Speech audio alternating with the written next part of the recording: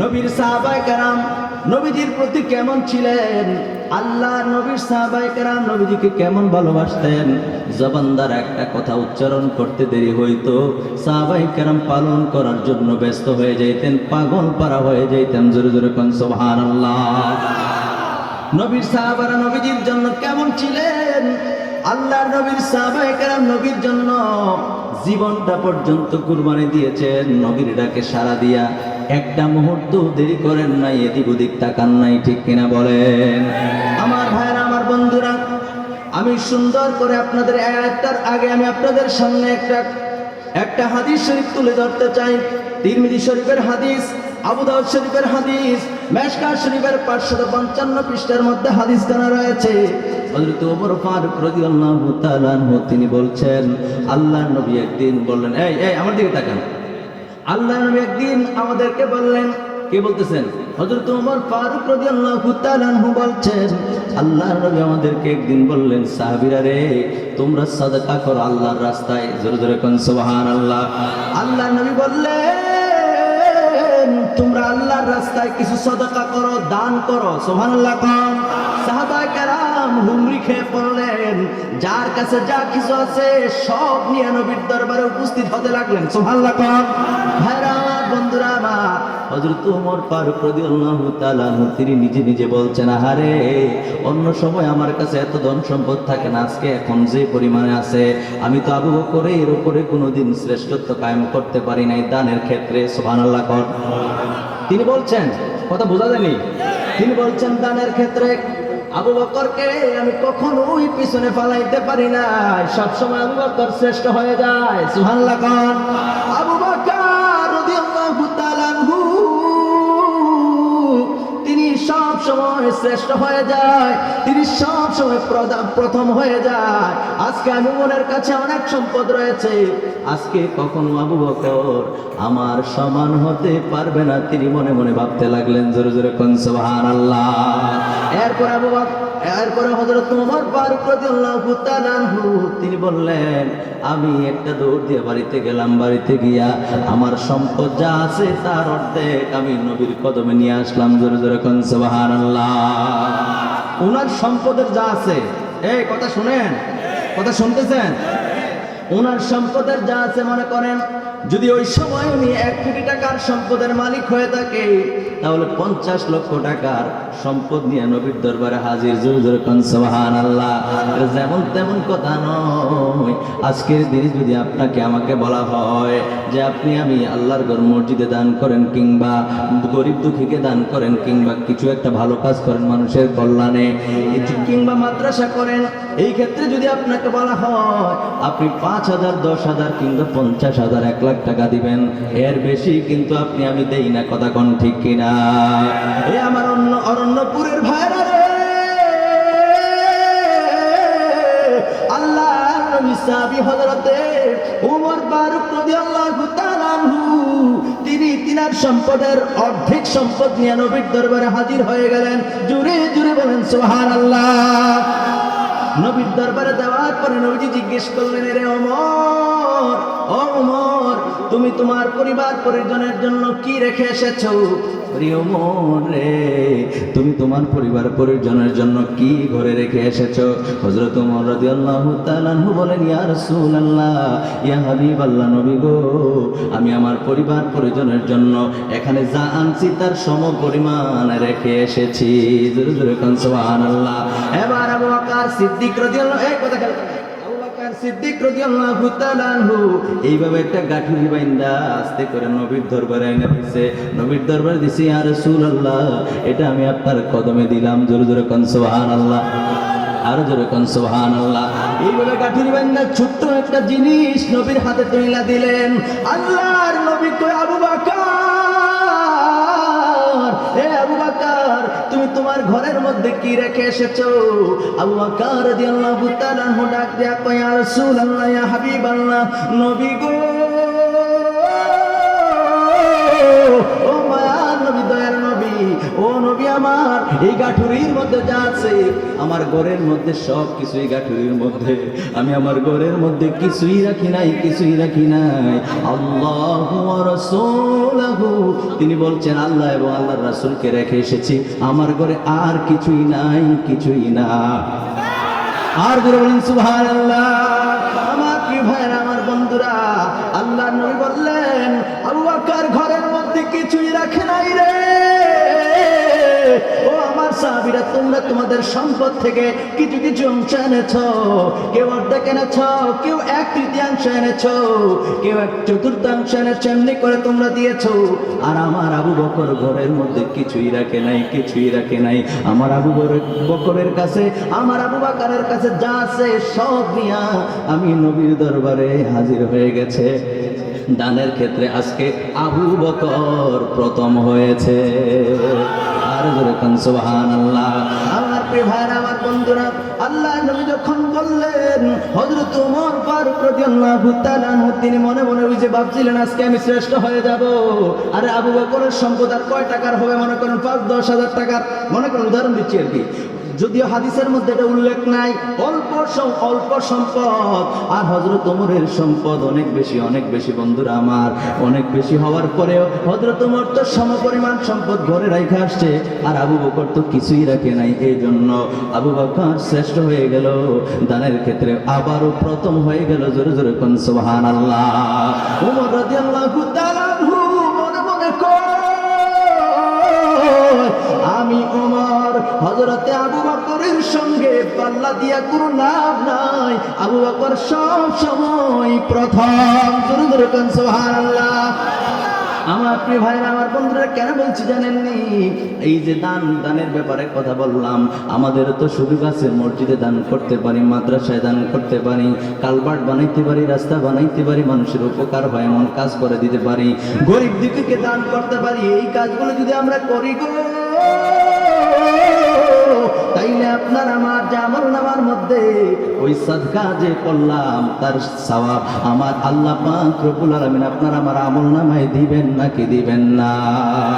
এটা কি নবীর জামানায় বন্ধ হয়ে গেছে নাকি এখনো আছে? কথা বলে, নবীর জামানায় বন্ধ হয়েছে নাকি এখনো আছে? আল্লাহ পাক রব্বুল আলামিন কোরআন কারীমের মধ্যে সূরা বাকারা 174 নম্বর আয়াতে কারিমার মধ্যে আমার আল্লাহ বলছেন, আমার সাথে পড়েন, আউযু বিল্লাহি মিনাশ শাইতানির বিসমিল্লাহির রহমানির রহিম।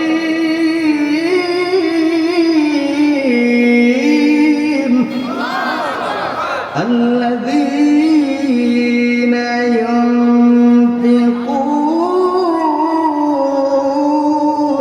আমওয়ালাহুম বিল-লাইলি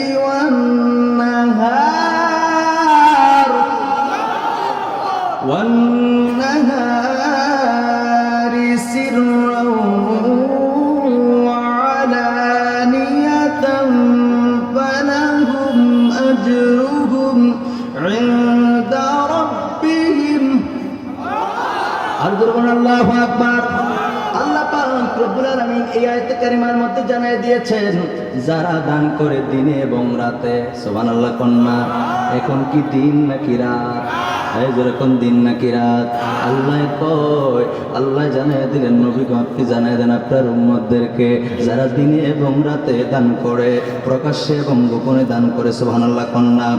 আল্লাহ বললেন, সিরুন ওয়া আলানিয়াতান ফালাহুম আজরুহুম ইনদা রাব্বিহিম। আল্লাহ কয়, এই যে তারা দিনে এবং রাতে প্রকাশ্যে এবং গোপনে দান করবে, এই সবগুলির ফজিলত, সবগুলোর প্রতিদান আমার আল্লাহর কাছে আছে নাকি নাই? আমার আল্লাহ কয়, তারা দিনে দান করুক আর রাতে করুক, প্রকাশ্যে করুক আর গোপনে করুক, তাদের দানগুলির বরকত, তাদের দানগুলির ফজিলত আমি আল্লাহ পাক রব্বুল আলামিনের কাছে রয়েছে। জোরে জোরে কোন সুবহানাল্লাহ।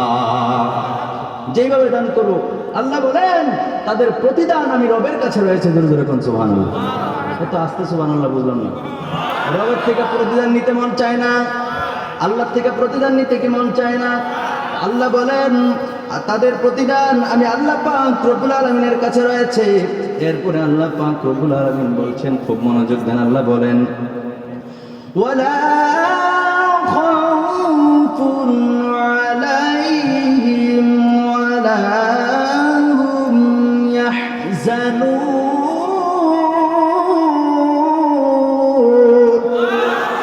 আল্লাহ পাক রব্বুল আলামিন বলেন তাদের কোনো ভয় নাই, তাদের কোনো টেনশন নাই, তাদের কোনো চিন্তা নাই যারা আমি আল্লাহর রাস্তায় ব্যয় করে। জোরে জোরে কোন সুবহানাল্লাহ।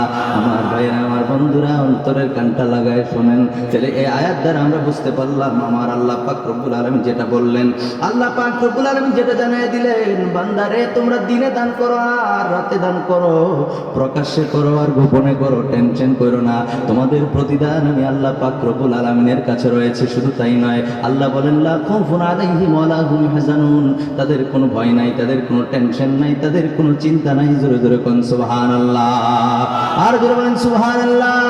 আমার দেশে অনেক মাওলানা সহ অনেক মানুষ কয় প্রকাশ্যে দান করলে তার ফজিলত নাই। জোরে কোন নাউজুবিল্লাহ, আরো জোরে কোন নাউজুবিল্লাহ। প্রকাশ্যে দান করলে ফজিলত আছে আমার আল্লাহ কয়, কে কয়? কিন্তু পার্থক্য হলো অন্তরটা। যদি আপনি মনে মনে প্রকাশ্যে দান করছেন, প্রকাশ্যে দান করার ক্ষেত্রে আপনি যদি বলেন আরে আমার সম্পদটা সবাই দেখলো, আজকের মাহফিলে 50,000 টাকা আমি দিলাম, আজকের মাহফিলে 20,000 টাকা আমি দিলাম, সবাই আমার মারহাবা কইব, আরে সবার মারহাবা আমি পাবো, সবার চেয়ে বেশি আমি দিলাম, এই মন মানসিকতা মানুষকে দেখানোর জন্য যদি দান করেন তাহলে সেটার কোনো ফজিলত নাই, আল্লাহর কাছে সেটার কোনো প্রতিদান থাকবে না। কাল হাসরের ময়দান আপনি বলতে পারবেন আল্লাহ অমুক মাহফিলে তো আমি এত টাকা দিয়েছিলাম, আল্লাহ গো এই দানের ফজিলত কই গেল? আমার আল্লাহ বলবেন বান্দারে তুমি মনে মনে খেয়াল করছিলা মানুষ তোমার মারহাবা কইবে, এই ঠিক কিনা বলেন? তুমি মনে মনে খেয়াল করছিলা মানুষ তোমার মারহাবা কইবে, মানুষ তো মারহাবা বলছে, তো শেষ দর কি শেষ সমান সমান? আল্লাহু আকবার বলেন। এই জন্য প্রকাশ্যে দান করার ক্ষেত্রে এই জিনিসটা আপনার মাথায় চিন্তা রাখতে হবে। প্রকাশ্যে দান করার ক্ষেত্রে বন্ধুরা আমার, ভাইয়েরা আমার, রিয়া যেন সৃষ্টি না হয় মনের ভিতরে, এরকম খেয়াল যেন না আসে যে মানুষ আমার মারহাবা বলবে, মানুষ খুশি হবে। মানুষকে খুশি করার জন্য দান করলে সেটার প্রতিদান রবের কাছে থাকে নাকি থাকে না? থাকে, যখন থাকে থাকে না। এই জন্য বন্ধুরা আমার, ভাইয়েরা আমার, টেনশন করার কোনো দরকার নাই, চিন্তা করার কোনো দরকার নাই। যখন যে যা ব্যয় করবেন বন্ধুরা আমার, ভাইয়েরা আমার, যখন যেটা আপনি ব্যয় করবেন সেটা যেন আল্লাহর সন্তুষ্টির জন্য হয়, পৃথিবীর কোনো মানুষের জন্য যেন না হয়। ঠিক না বলেন? বন্ধুরা আমার, ভাইয়েরা আমার, ছোট ছোট ভাবে যদি আপনি আপনার সামর্থ্য অনুযায়ী দান করেন, যেটা আপনি দান করলেন এটাই আপনার থেকে যাবে। আপনারা বলতে পারবেন হুজুর কেন আপনি এই ওয়াজ করলেন? এই ওয়াজের একটা কারণ আছে নাকি নাই? কথা কোন আছে নাকি নাই? বন্ধুরা রে আমার, মানুষ যখন মরে যাবে, মরে যাওয়ার পরে যখন হাসরের ময়দানে উঠবে, আস্তে আস্তে অনন্তকাল অনেক বছর থাকবে কবরে, এরপরে যখন সে হাসরের ময়দানে উঠবে, হাসরের ময়দানে ওঠার পরে কিন্তু মানুষ দৌড়াদৌড়ি করবে একটা নেকের জন্য। কয়টা নেক? দুর্গণ কয়টা নেক? একটা নেকের জন্য দৌড়াদৌড়ি করবে পুরা হাসরের ময়দানে, এদিক ওদিক ছোটাছুটি করবে, মা দিবে না, বাবা দিবে না, আহারে সন্তান বাবা মারে দিব না, এদিক ওদিক ছোটাছুটি করবো, ভাই তার বোনের একটা নেক দিবে না, বন্ধু বন্ধুর একটা নেক দিবে না। এই যে আপনি আজকে মাহফিলে চলে আসছেন গো বন্ধু, এই মাহফিলে আসার কারণে আপনার কত বড় ফজিলত হয়েছে, আপনি কত বেশি লাভবান হয়েছেন আপনি আমি চিন্তা করে পারবো না। আল্লাহর নবী কয় উম্মতেরা শোনো শোনো রে, যখন দুনিয়াবাসী কবরবাসীর জন্য একটু দোয়া করে, আবু হুরায়রা রাদিয়াল্লাহু তাআলা থেকে হাদিস, সম্ভবত এটা তিরমিজি শরীফের হাদিস, সিয়াসিতার হাদিস, আল্লাহর নবী কয় দুনিয়াবাসীর দোয়াটা আমার আল্লাহ পাক রব্বুল আলামিন পাহাড় পরিমাণ করে ওই মাইয়েতের আমল নামায় দিয়া দেয়। জোরে জোরে কোন সুবহানাল্লাহ, আরো জোরে কোন সুবহানাল্লাহ। আজকে যারা মাহফিলে আসছে, মাইকের আওয়াজ যত দূর যায়, এখনো যারা দোকানপাটে বসে আছেন আর মাহফিলে যারা আসছে, এই দুইয়ের মধ্যে অনেক বড় পার্থক্য হয়ে গেছে। ঠিক কিনা বলেন? ও বন্ধুরা আমার, ভাইরা আমার, যে বাড়িঘর পাহারা দেওয়ার জন্য আপনি এখনো বিছানা থেকে উঠলেন না, আপনি ঘর ছেড়ে আসলেন না রে বন্ধু, এই বাড়ির মালিক কিন্তু আপনি ছিলেন না। বেশি দূরে যাওয়ার দরকার নাই, এই বাড়ির মালিক কিন্তু একদিন আপনার বড় আব্বা ছিল। এক সময় আপনার বড় আব্বা দুনিয়া থেকে চলে গেল, এই বাড়ির মালিক হয়ে গেল আপনার দাদা। ঠিক কিনা বলেন? আওয়াজ করে বলেন ঠিক কিনা? এই বাড়ির মালিক এক সময় আপনার দাদা চলে গেল, বাড়ির মালিক হয়ে গেল আপনার আব্বা। আহারে যুবক যুবক যুবকেরা রে, এই বাড়ির মালিক এখন তুমি, তোমার আব্বা দুনিয়ায় নাই, এই বাড়ির মালিক তুমি। তুমি মনে করছো তুমি বেশি দিন থাকবা না রে বন্ধু, না, এই বাড়ির মালিক তুমি বেশি দিন থাকবা না, তুমিও চলে যাইবা, তোমার সন্তান মালিক হয়ে যাবে। সুতরাং এই বাড়ি ঘরের মায়া ছেড়ে যাও। মাইকের আওয়াজ যত দূর যায়, যত দূর পর্যন্ত আওয়াজ যাচ্ছে, তত দূর পর্যন্ত যতগুলি গুরুস্থান আছে, ওলামায়ে কেরাম এখানে আছেন, প্রত্যেকটা গুরুস্থান থেকে আমাদের আপনজনদের রুহগুলো রুহানিভাবে মাহফিলের চতুর্দিকে ঘোরাঘুরি করছে। সুবহানাল্লাহ। কম রুহু হলো 3 প্রকার। কয় প্রকার? এই যেরকম রুহু কয় প্রকার? এক প্রকার রুহু হলো মানুষ যখন মারা যায়, মারা যাওয়ার পরে সে যদি জান্নাতি হয়, তাহলে তার রুহুটাকে নিয়ে রাখা হয় ইল্লিনে। কোথায়? ইল্লিনে, আরামদায়ক জায়গায়।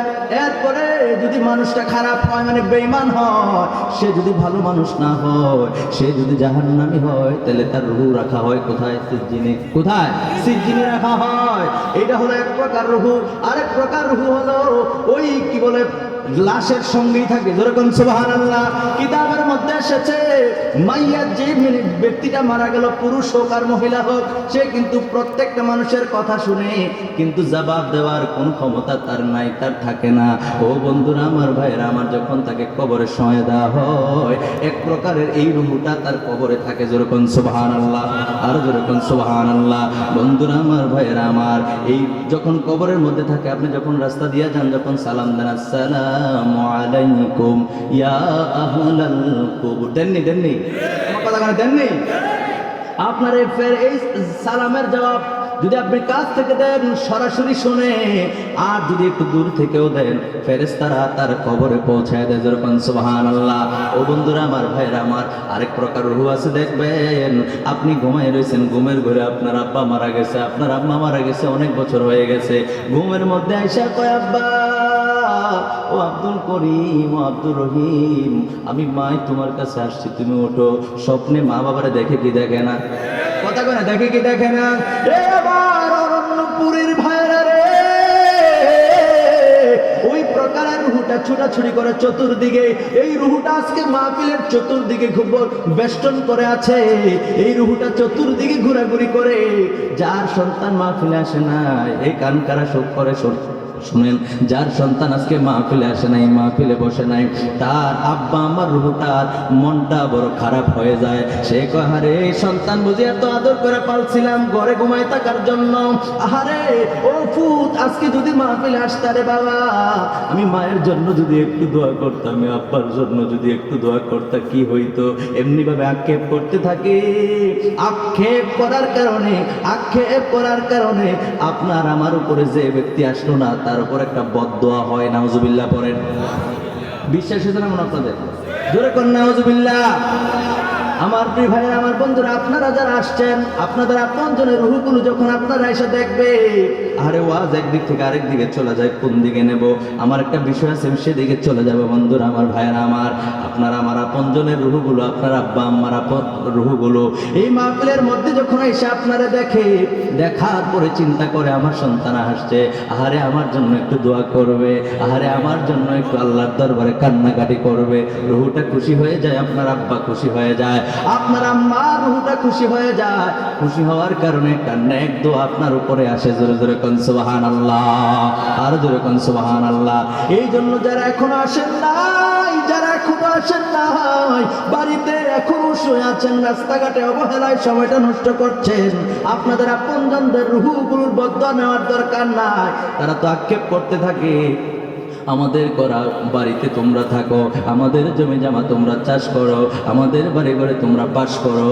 তোমাদের কাছে আমরা বাড়ির ভাড়া চাই না, জমি জমার ফসল ফলাতে কোনো ট্যাক্স চাই না। আজকের মাহফিলে এসে যদি আব্বার জন্য আম্মার জন্য দোয়া করতা, এমনিভাবে আক্ষেপ করতে থাকে, এজন্য বলবো এখনো যারা আসেন নাই, আজকের মাহফিলের প্রধান মেহমান কয়েক মিনিটের মধ্যে চলে আসবে। আপনার অনতিবিলম্বে মাহফিলে চলে আসেন, আল্লাহ কবুল করুক না, আমিন। একটু দূরে শরীফ পড়ি, আল্লাহুম্মা সাল্লি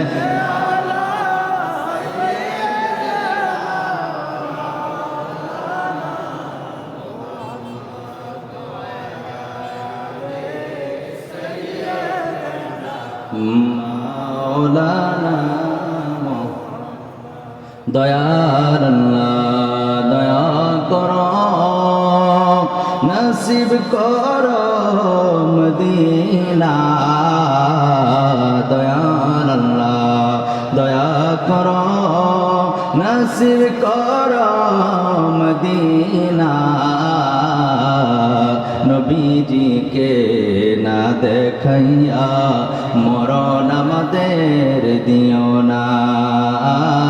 আল্লাহুম্মা সাল্লি আলা সাইয়্যিদিনা মাওলানা মুহাম্মদ ওয়া আলা মাওলানা। জয় যদি মোর তন জানো, এতে নাই মোর ভাবনা। যতদিন থাকবে প্রাণ, দয়াল নবীকে ভুলবো না। আল্লাহুম্মা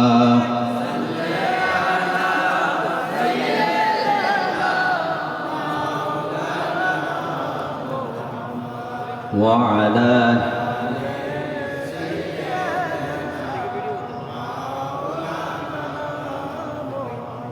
একটা জবানও বন্ধ রাখবেন না, চিৎকার মেরে বলেন সুবহানাল্লাহ। হে আমার অরণ্যপুরের ভাইয়েরা, বলেন তো দেখি আমরা আমাদের জীবনকে আল্লাহর নবীর জন্য